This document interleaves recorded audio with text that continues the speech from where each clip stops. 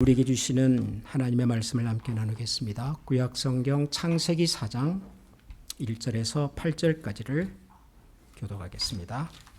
창세기 4장 1절에서 8절을 교독하겠습니다. 아담이 그의 아내 하와와 동침하매 하와가 임신하여 가인을 낳고 이르되 내가 여호와로 말미암아 등남하였다 하니라. 그가 또 가인의 아우 아벨을 낳았는데 아벨은 양치는 자였고 가인은 농사하는 자였다. 세월이 지난 후에 가인은 땅의 소산으로 제물을 삼아 여호와께 드렸고 아벨은 자기도 양의 첫 새끼와 그 기름으로 드렸더니 여호와께서 아벨과 그의 제물은 받으셨으나 가인과 그의 제물은 받지 아니하신지라. 가인이 몹시 분하여 안색이 변하니 여호와께서 가인에게 이르시되 네가 분하여 함은 어찌 됨이며 안색이 변함은 어찌 됨이며 네가 선을 행하면 어찌 낯을 들지 못하겠느냐. 선을 행하지 아니하면 죄가 문에 엎드려 있느니라. 죄가 너를 원하나 너는 죄를 다스릴지니라. 가인이 그의 아우 아벨에게 말하고 그들이 들에 있을 때에 가인이 그의 아우 아벨을 쳐 죽이니라. 아멘. 지난주에 우리 선악과는 죄가 없다. 선악과는 잘못이 없다. 말씀을 좀 같이 나눴습니다. 선악과라는 이 얘기가 참 많이는 들었는데 그러나 딱히 왜 이런 일을 하나님이 주셨을까 참 설명이 쉽지 않은 이야기였기 때문에 우리가 한번 제대로 이 선악과 문제를 성경을 우리에게 어떻게 소개하고 있고 우리가 무슨 얘기를 하려고 했을까를 함께 좀 들어보려고 했던 것입니다. 오늘은 선악과 못지않게 또 하나의 난제를 우리가 한번 생각해 보려고 합니다. 가인과 아벨. 가인과 아벨의 문제를 한번 생각해 보려고 합니다. 아마 성경을 처음 읽는 분들이 예를 들어서 창세기를 펴놓고 이제 읽는다면 제일 처음 이 성경이라고 하는 책을 이렇게 넘어가기가 어려운 첫 번째 장애물이 아마 선악과일 겁니다. 이 선악과가 뭐길래 그 열매 하나 따먹은 게 뭐 그렇게 대수라고 그것 가지고 모든 인류를 다 뭐 죄인 취급하고 뭐 원죄가 어떻고 뭐 그러잖아요. 기독교에서. 그러니까 이게 쉽게 아마 이해가 되지 않을 겁니다. 선악과 문제 우리는 뭐 많이 들었고 익히 아는 내용이라 쉽게 넘어가지만 아마도 처음으로 성경을 읽는 분이라면 이 선악과 문제에서 쉽게 앞으로 나아가지 못할 거라고 생각을 합니다. 근데 이제 선악과 문제를 넘어갔다 쳐요. 두 번째로 만나는 난제는 바로 이 가인과 아벨 이야기입니다. 우선 앞서 나왔던 선악과 얘기에 비하면 가인과 아벨 이야기는 그 내용이 훨씬 충격적입니다. 그렇죠? 사실 표면적으로만 본다면 선악과 얘기는 그렇게 뭐 충격적인 얘기라고 할 것까지는 없어요. 그냥 뭐 아담과 하와가 에덴 동산에서 살다가 그냥 뱀의 유혹에 빠져서 그냥 선악과 따먹었고 그다음에 하나님 찾아오셔서 너네들 어쩌다가 이랬냐 그러니까 뭐 아담은 하와 탓을 하고 하와는 뱀 탓을 하고 뭐 그러다가 그들이 에덴 동산에 쫓겨났잖아요. 그러니까 그 자체로 뭐 대단한 충격을 받았다라고 말할 것까지는 없어요. 큰 문제이긴 하지만. 그런데 가인과 아벨의 문제는 좀 달라요. 왜냐하면 가인과 아벨은 인류 최초의 살인 사건이잖아요. 그것도 형이 동생을 들에서 죽인 사건이란 말이에요. 그러니까 뭐 성경의 내용을 깊이 모르는 사람의 입장에서는 어쩌면 선악과보다도 이 가인과 아벨 이야기가 훨씬 더 충격적일 수 있어요. 어떻게 형이라는 사람이 동생을 이렇게 할 수가 있는가? 그런 생각을 한번 해볼 수가 있잖아요. 그 다음에 또 가만히 이야기를 들어보니까 가인이 아벨을 죽인 이유가 이게 잘 모르겠어요. 여러분 아세요? 가인이 동생을 왜 죽였죠? 잘 모르겠어요. 오히려 잘 모를 뿐만 아니라 이 이야기를 가만히 읽어보면 가인이 뭐 크게 잘못한 것 같지가 않고 오히려 가인으로 하여금 이런 행동을 하게끔 유발하신 분이 있는 것 같아요. 그분이 누구예요? 아무도 감히 하나님이라고 말씀을 못 하시네요. 아니 그냥 그렇게 좀 보이잖아요. 이 얘기를 읽어보면 어느 날 가인과 아벨이 형제가 하나님 앞에 제사를 드렸답니다. 그 아벨은 자기가 이제 양을 기르는 사람이니까 양을 잡아서 하나님께 드렸고 또 가인은 자기가 농사 짓는 사람이니까 땅의 소산물 아마 곡식이나 열매나 이런 거겠죠. 그걸 하나님께 드렸어요. 둘 다 제사를 드렸어요. 그런데 성경은 뭐라고 말하냐 그러면 하나님께서 아벨과 그의 제물을 받으셨는데 가인과 그의 제물을 받지 않았답니다. 동생 아벨이 드린 제사는 하나님 받아주시고 형 가인이 드린 제사를 하나님 받아주지 않으셨대요. 그러자 가인이 몹시 분하여 안색이 변하여 지금 이렇게 가는 거거든요. 그러니까 요 내용만 가지고 설명을 하면 가인이 갑자기 안색이 변하고 화가 난 이유가 뭐예요? 하나님께서 왜 내 제사는 안 받아주시고 동생의 제사만 받아주시나? 그런 생각일 것 같잖아요, 여러분. 그게 자연스러운 이 독해잖아요. 그렇잖아요. 다른 게 뭐가 있어요? 여기 아무것도 없어요. 그러니까 하나님께서 왜 똑같은 형제가 제사를 드렸는데 누구 거는 받아주고 누구는 안 받아주고 아니 세상에 누구라도 가인의 입장이라면 이런 하나님의 처사가 이런 하나님의 이런 반응을 그래도 뭐 하나님께서 우리 동생 거 받아주셨으니까 괜찮지. 세상에 그럴 형이 얼마나 있겠어요. 그러면 좋긴 하겠지만 그러니까 어떻게 보면 이 가인의 행동의 배경에는 하나님의 어떻게 보면 좀 차별적인 동생을 더 좋아하고 형은 좀 덜 좋아하고 좀 더 우습게 말하면 하나님은 육식은 좋아하시고 곡식은 채소는 별로 안 좋아하시고 그러니까 이런 상상을 하게끔 만든단 말이에요. 그래 놓고 이 가인이라는 이 이름은요 이제 이후로 모든 성경에서 그리고 지금 우리가 살고 있는 인류 역사에서 항상 어떤 존재의 대표 명사가 되죠? 가인 그러면은 죄인. 그죠? 우리가 가인의 후예라는 표현을 쓰잖아요. 그럼 뭔 말이죠? 우리가 다 죄인이다 이런 말이잖아요. 아니 어쩌다가 이 가인이라고 하는 사람은 아니 동생하고 함께 하나님 앞에 제사 잘 드려놓고 어쩌다가 이런 죄인의 대명사라는 오명을 얻게 되었을까? 그런 생각을 해보게 된단 말이에요. 이 성경은. 그래서 생각보다 이 이야기가 쉽지 않습니다. 생각보다. 그래도 우리는 이제 가인이 나쁜 사람이다라고 하는 생각을 다 가지고 있잖아요. 아벨은 좋은 사람이라는 생각을 우리는 갖고 있잖아요. 여러분 성경에 사실 아벨이 착한 사람이고 가인이 나쁜 사람이라는 표현은 없어요. 우리는 그렇게 알고는 있지만 근데 이 가인을 나쁜 사람이라고 보기 때문에 뭔가 우리는 가인의 행동에서 이 문제의 원인을 막 찾아보려고 하는 거예요. 뭔가 네가 잘못한 게 있으니까.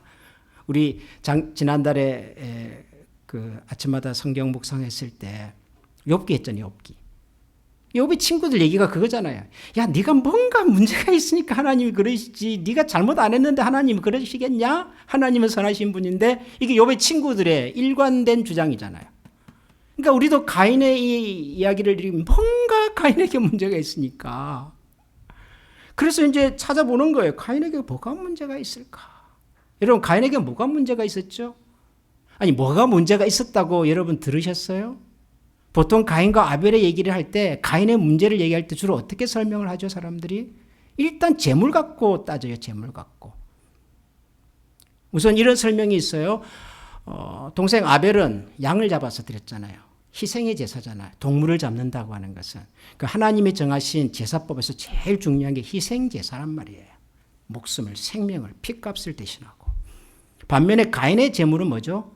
그 곡식이란 말이에요. 그게 뭐 열매인지 뭐 그레인인지 모르겠지만.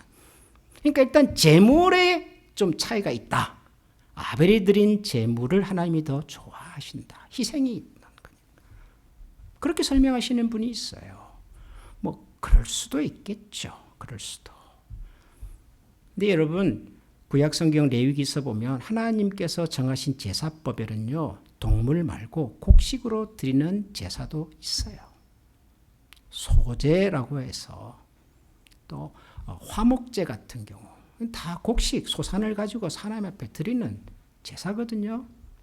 그러니까 그거는 뭐 그럴 수도 있겠으나 결정적 문제는 아닌 거죠. 또 어떤 분은 이렇게도 설명을 해요.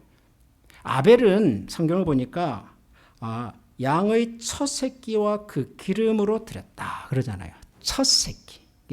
죄송합니다. 하여튼 첫 번째 것. 근데 이제 하나님께 제물을 드릴 때도 성경에 보면 항상 첫 번째 것이 중요하잖아요. 동물무 같으면 첫 새끼. 그다음에 곡식 같으면 첫 번째 그 열매. 그죠? 첫 수확. 그러니까 아벨은 그걸 알고 드렸더라. 하나님께서 뭘 좋아하시는지. 근데 가인은 뭐 그런 건 없어요. 그냥 땅의 소산물. 그러니까 이게 뭐 나쁘게 말하면 그냥 여러 가지 중에서 아무거나 생각 없이 그냥 그도 좋다. 뭐 이렇게도 볼 수가 있는 대목인 거죠. 근데 그렇게 설명하는 것은 참 우리 하나님을 너무 이렇게 좀 뭐라고 해야 되죠? 너무 속 좁은 하나님으로 만드는 거잖아요. 뭐 그럴 수도 있겠으나 결정적이라고 볼 수 없어요. 성경은 어디서도 이 두 사람의 제물이 하나님께서 아벨의 제사를 받으시고 혹은 가인의 제사를 안 받으신 이유라고 말하지 않아요. 그럴 수는 있겠으나 성경은 거기에 대해서 침묵해요. 그러니까 우리는 잘 몰라요. 그러면 왜 하나님은 가인의 제사를 안 받았냐 하는 거죠. 왜냐하면 이게 지금 첫 번째 이 문제 시작이기 때문에 그래요. 하나님은 왜 가인의 제사를 안 받았을까? 마치 우리가 선악과 얘기할 때 그런 얘기 하잖아요. 하나님 선악과 안 만들었으면 그러잖아요, 우리가. 마찬가지로 하나님께서 아벨과 가인의 제사 편견 없이 다 받아주셨으면 이라고 말할 수 있단 말이에요, 이 이야기가. 근데 하나님은 보듯이 아벨은 받으시고 가인은 안 받으셨고, 그리고 그 사실을 본 가인은 그때부터 화를 내고 안색이 변하고 그랬단 말이에요. 그러니까 이 사건의 단초가 여기에 있으니 도대체 왜 이런 일이 일어났냐 생각해 봐야 되는 거예요. 우리가 생각해 봐요. 그러니까 뭘까? 하나님 왜 가인의 제사를 받지 않으셨을까? 잘은 모르지만 이럴 수도 있겠구나라고 짐작할 수 있는 힌트는 한 가지 있어요. 짐작할 수 있는 힌트는. 그럼 그게 뭐냐면 4절과 5절을 우리 다시 한번 보십시다. 성경 4장 4절 3절에 보면 이제 가인은 땅의 소산으로 제물을 삼아 여호와께 드렸고 4절 아벨은 자기도 양의 첫 새끼와 그 기름으로 드렸더니 그 다음 말을 잘 보십시오. 여호와께서 아벨과 그의 제물은 받으셨으나 가인과 그의 제물은 받지 아니하신지라. 이렇게 기록이 되어 있어요. 하나님께서 아벨과 그의 제물은 받으셨어. 가인과 그의 제물은 받지 않으셨다. 이렇게 기록을 해놨어요. 제물만의 문제면 이렇게 해도 돼요. 하나님께서는 아벨이 드린 제물을 받으시고 가인이 드린 제물은 받지 않으셨다. 그래도 되잖아요. 클리어하죠, 여러분? 하나님은 아벨이 드린 제사의 제물을 좋아하셨고 가인이 드린 제사의 제물을 좋아하지 않으셨구나. 클리어하죠? 근데 성경은 그렇게 표현하지 않고 하나님께서 아벨과 그의 제물을 받으시고 가인과 그의 제물을 받지 않으셨다. 이렇게 해놨어요. 뭐가 들어간 거예요, 이게 지금? 제물과 함께 누구를 제사를 드린, 제물을 드린 그 사람을 얘기하고 있어요. 하나님께서 아벨의 제사를 받으신 것을 성경은 하나님께서 아벨과 그의 제물을 받으셨고 가인의 제사를 얘기할 때 가인과 그의 제물을 받지 않으셨다 그런단 말이에요. 만약에 여러분 이 두 제사의 차이에서 제물에 문제가 없다면 남는 거는 뭐죠? 그 제물을 드린 사람인 거예요. 사람. 제사는 사람이 드리는 거잖아요. 예배는 우리 사람이 하나님 앞에서 인격적으로 드리는 거잖아요. 제사에는 제물이 필요해요. 예배에는 하나님께 올려드리는 우리의 마음과 정성이 필요해요. 그러나 중요한 것은 제물이 아니라 제물을 드리는 사람인 거고 예배에 가지고는 뭔가 물질과 헌금과 것이 아니라 그 예배를 드리는 사람인 거예요. 제물보다 중요한 것은 사람인 겁니다. 사람. 그래서 여러분 성경을 읽어보면 하나님께서 종종 그런 말씀을 하세요. 내가 정말 원하는 것은 제물이 아니다. 제사가 아니다. 내가 정말 원하는 것은 너희의 마음이다. 이사야서 같은 성경 보면 하나님께서 원하시는 것은 상한 심령이다. 그런단 말이에요. 우리가 잘 아는 그 사울 왕에 대한 사무엘 선지자의 그 유명한 이야기 여러분 기억하시죠? 아각 왕을 살려가지고 뭐 동물도 살리고 막 그랬잖아요. 그래서 사무엘이 깜짝 놀라 도대체 이게 뭡니까? 임금님 하나님께서 다 진멸하라고 하셨는데 이게 지금 무슨 얘기입니까? 아 내가 하나님 앞에 제사 드리고 남겨가지고 뭐 하나님을 영화롭게 아니 무슨 말씀을 하세요 임금님? 하나님께서 원하시는 것은 저런 양의 울음소리, 염소의 울음소리, 소들의 울음소리가 아니라 뭐라고요? 하나님께서 원하시는 것은 겸손한 마음, 제사 드리는 그 중심을 원하시는 겁니다. 그러니까 우리는 잘 모르지만 적어도 하나님은 뭔가를 아신 거예요. 제사를 드리는 아벨을 보시면서 아벨이 드린 제물과 함께 제물을 드리는 아벨의 마음을 하나님은 보신 거예요. 가인이 제물을 가지고 하나님 앞에 제사를 드릴 때 가인이 가지고 온 제물도 보셨지만 하나님께서는 가인의 마음과 중심도 보신 거예요. 제사의 핵심은 제물이 아니거든요. 사람이거든요. 근데 하나님께서는 아벨의 제사를 받으셨어요. 왜요? 그 어린 양, 기름, 그게 좋아서가 아니라 그 제물을 가지고 하나님 앞에 나와서 제사 드리는 아벨의 중심과 마음이 하나님 보시기에 너무 기특하고 너무 좋으셨던 거예요.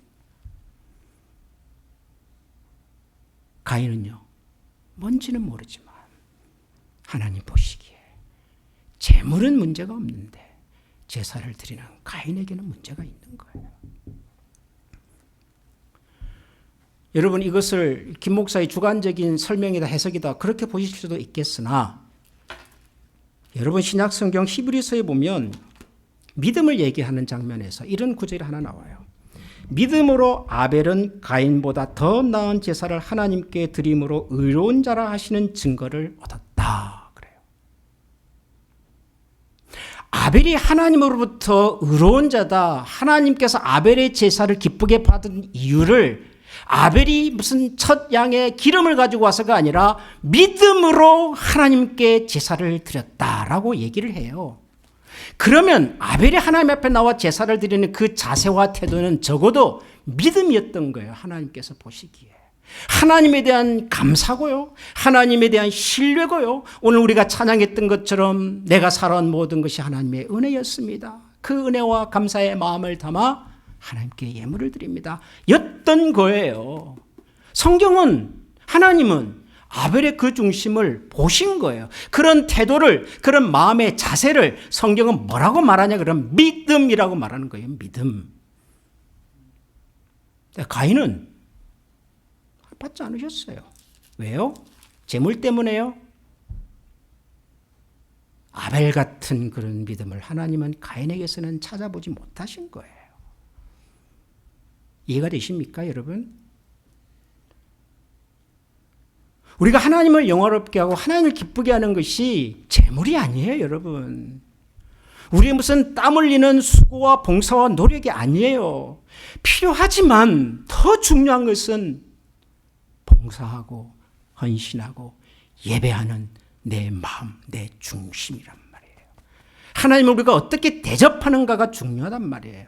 태도가 중요해요, 여러분. 태도가 믿음이에요. 성경은 아벨이 하나님 앞에 제사를 드리는 그 중심과 태도를 믿음이라고 말합니다.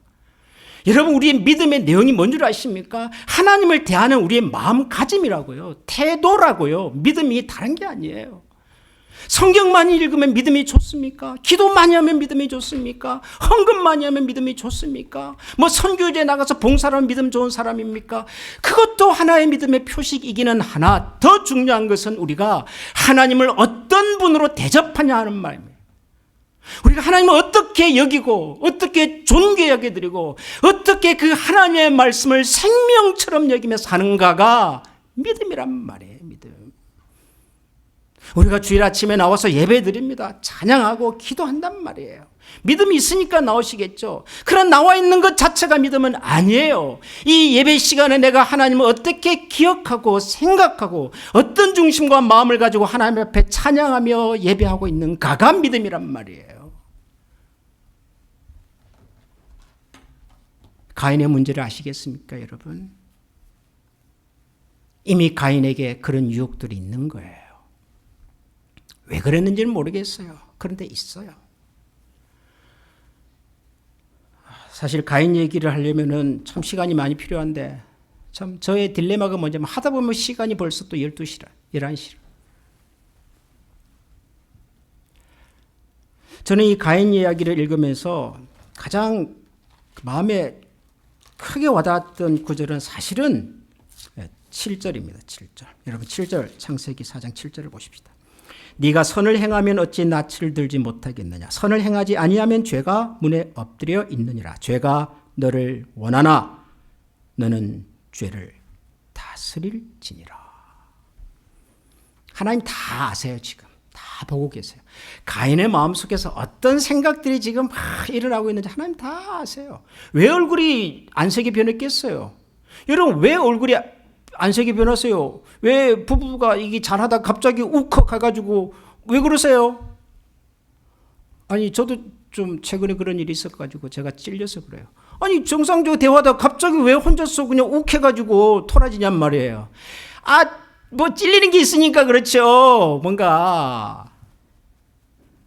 가인이 알아요. 자기가 왜 지금 안색이 울그락불그락하고 지금 이게 재밌는 게요. 하나님하고 대화하잖아요. 하나님께서 가인에게 야 너 지금 왜 그러냐? 그래가지고 야 그러지 마라 그러고 있는데 8절에 보면 가인이 그의 아우 아벨에게 말하고 아니 하나님하고 생긴 문제를 가지고 화풀이 누구한테 해요 지금? 동생하고 하고 있어요. 이게 사실은 우리 모두 얘기 아니에요. 왜 이 사람하고 문제가 생겼는데 불구하고 화풀이는 딴 사람한테 해요? 우리가 다 그래요.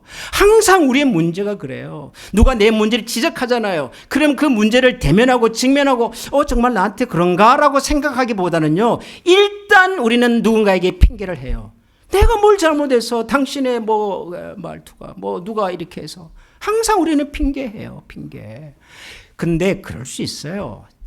인류의 조상부터 그랬다니까요. 아담과 하와도 그랬고 가인과 아벨도 그랬어요. 그럴 수 있어요. 문제는 뭐예요? 그때 하나님 우리에게 말씀하시는 거예요. 가인아, 너 왜 그러냐? 죄가 너를 원하지만 그 다음 말이 뭐예요? 너는 죄를 다스려라. 그럼 가인에게는 죄를 다스릴 수 있는 능력이 있었을까요? 없었을까요? 있는 거죠. 가인은 그 죄의 유혹을 극복할 수 있는 능력이 있었을까요? 없었을까요? 있는 거예요. 하나님은 아시고 기회도 주시고 기다려 주시는 거예요. 가인아 그러지 마라. 지금 네 마음이 왜 그렇게 요동치냐 내가 다 안다. 그럴 수 있다. 그럴지라도 지금 죄가 너 문지방에 지금 서가지고 좀 넘어올라 말라 그러고 있지. 그럴지라도 넘어가지 마라. 너가 다스려야 한다. 라고 말씀하시는 거예요. 하나님은 저와 여러분들을 그렇게 대접하십니다.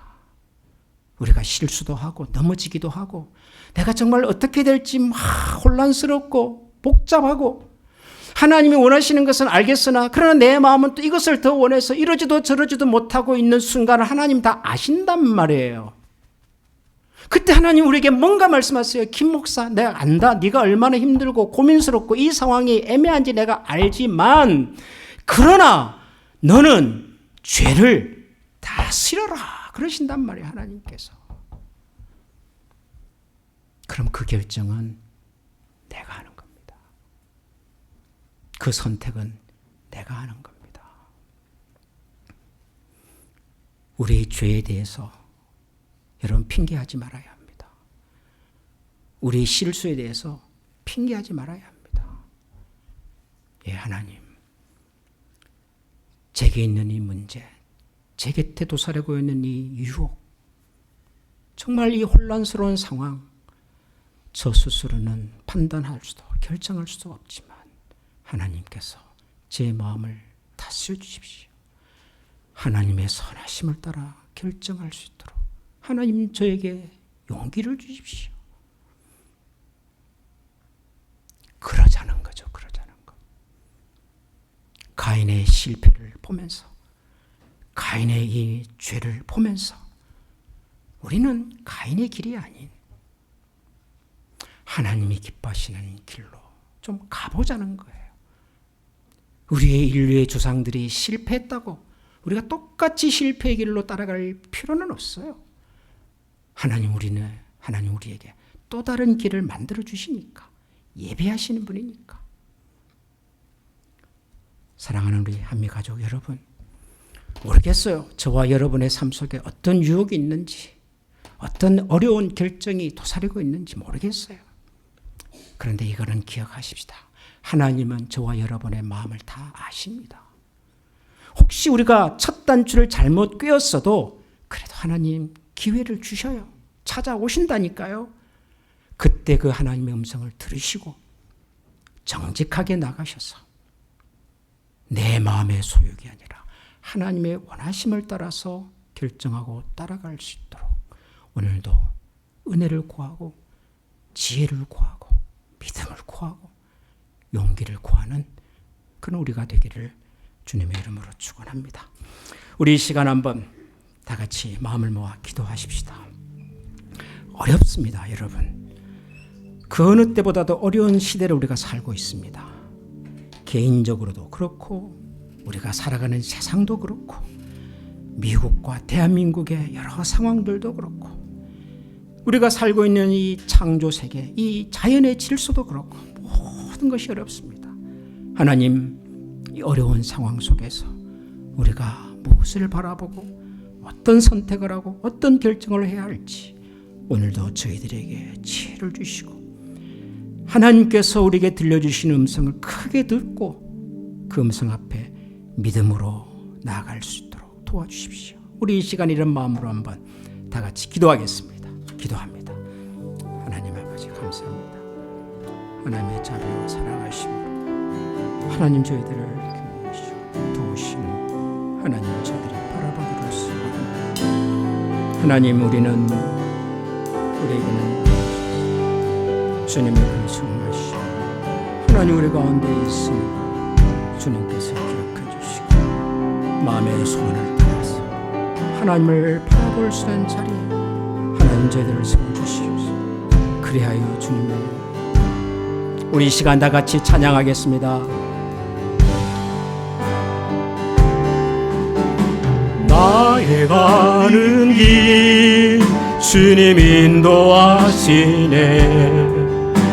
그는 보이지 않아도 날 위해 일하시네. 주 나의 인도자 항상 함께 하시네. 사랑과 힘 베푸시며 인도하시네. 인도하시네. 광야의 길을 만드시는 길을 만드시고 날 인도해. 사막에 강 만드신 것보라 하늘과 땅에도 주 주의 말씀 영원히 내 삶 속에 새 일을 행하리.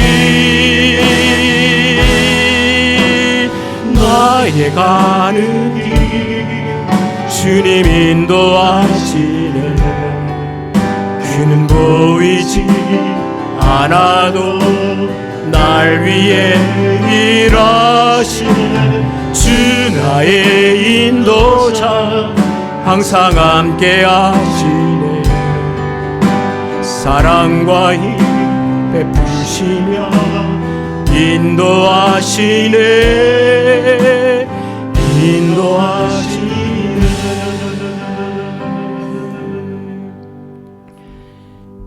여호와는 네게 복을 주시고 너를 지키시기를 원하며 여호와는 그 얼굴을 내게 비추사 은혜 베푸시기를 원하며 여호와는 그 얼굴을 네게로 향하여 드사 평강 주시기를 원하노라. 아멘.